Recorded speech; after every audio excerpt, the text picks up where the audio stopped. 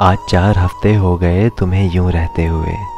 जो बातें सुनता था रोज़ तुमसे, पता नहीं कब आखिरी बार सुना था तुम्हें कहते हुए। क्या क्या बदल रहा है हमारे बीच, शायद तुम्हें दिख नहीं रहा या तुम देखना नहीं चाहती। सोचता हूँ तुम खुद ही कहोगी जो तुम्हारे मन में है, मगर पता नहीं क्यों तुम कुछ नहीं बताती। ऐसा नहीं है कि मुझे तुम पे किसी तरह का शक है, मगर इस रिश्ते में अब भी कितनी गहराई है उतना जानना मेरा हक है। मैंने कभी तुम्हारे कॉल्स चेक नहीं किए, न कभी कोई टेक्स्ट देखा, ना ही कभी तुम्हारे पीछे गया, न कभी अपनी बात ऊपर रखी, न कभी तुम्हारा वजूद नीचे किया।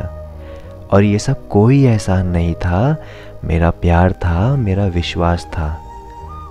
सोचा तुम किसी चीज़ को लेकर परेशान हो तो तुम्हारे लिए मूवी टिकट्स लेने गया था, मगर मुझे वहाँ तुम दिख गई।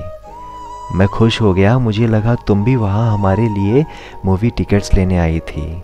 मैं खुशी से आगे बढ़ने लगा, फिर अचानक कोई तुम्हारे करीब आया। मुझे लगा दोस्त होगा, फिर उसने तुम्हें गले लगाया।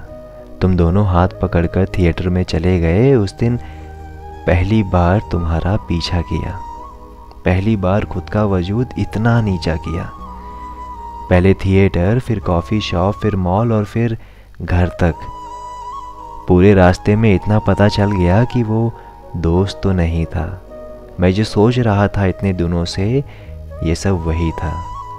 इसलिए कल तुमसे पूछा कि अगर कोई और है तो बता दो, और तुमने हंसकर कह दिया कि ये सब वहम है तुम्हारा, अपने दिमाग से हटा दो। खैर, जब तक तुमको ये खत मिलेगा मैं तुमसे काफ़ी दूर हूँगा। बिछड़ना पड़ रहा है तुमसे तो सोचो मैं कितना मजबूर हूँगा, पर शायद ही तुम्हें फ़र्क पड़ेगा।